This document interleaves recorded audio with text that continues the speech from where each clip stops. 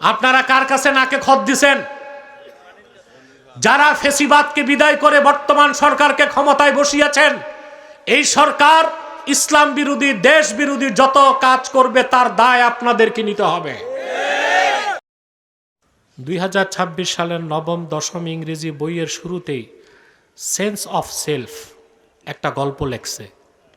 এই যে নতুন বইতে 2026 সালে নবম দশম শ্রেণীর ইংরেজি বইতে, বুঝলেন, গল্পটার নাম সেন্স অফ সেলফ, অর্থাৎ আত্মপরিচয়। সেখানে লেসন যে থাকে, শিক্ষা যেখানে, ওখানে যে এলজিবিটি সমকামিতাকে উৎসাহিত করা হয়েছে সাংকেতিক চিহ্নের মাধ্যমে। এখন বলেন, বিগত 16 বছরের ফেসিবাদের আমলে বইতে সমকামিতা ঢুকানো হইতো, বানর থেকে মানুষ কুফরি কথা ঢুকানো হতো, আমরা তখন প্রতিবাদ করেছি। 1400 মানুষের রক্তের বিনিময়ে 24 সালের 5ই আগস্ট অভ্যুত্থানের পর নতুন করে বাংলাদেশ প্রতিষ্ঠিত হয়েছে, নতুন করে বাংলাদেশ যাত্রা শুরু করছে। এখন যে সরকার বসছে, এটা কারা বসাইছে? বিএনপি, জামাত, এনসিপি।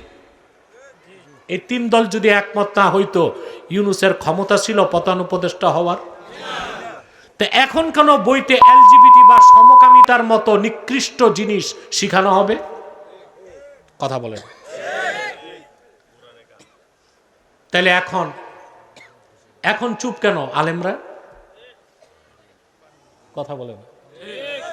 আপনারা কার কাছে নাকে খত দিছেন? যারা ফেসিবাদকে বিদায় করে বর্তমান সরকারকে ক্ষমতায় বসিয়েছেন, এই সরকার ইসলাম বিরোধী, দেশ বিরোধী যত কাজ করবে তার দায় আপনাদেরকে নিতে হবে। আপনারা আপনাদের প্রিয় উপদেষ্টাকে বলুন, নবম দশম শ্রেণীর বই থেকে সমকামিতাকে ইঙ্গিত করে যে শিক্ষা দেওয়া হচ্ছে বাতিল করতে হবে, নতুবা কোনো স্কুলে বই পড়তে দেওয়া হবে না। এটা পরিকল্পিত হতে পারে, এটা বইতে দিয়ে দিছে।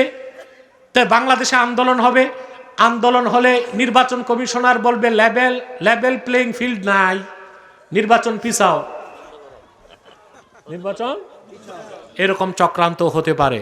অথবা আমরা সেই চক্রান্ত সফল হতে দিব না, আবার এলজিবিটিকে বইতে রাখতেও দিব না। রাজি আছেন?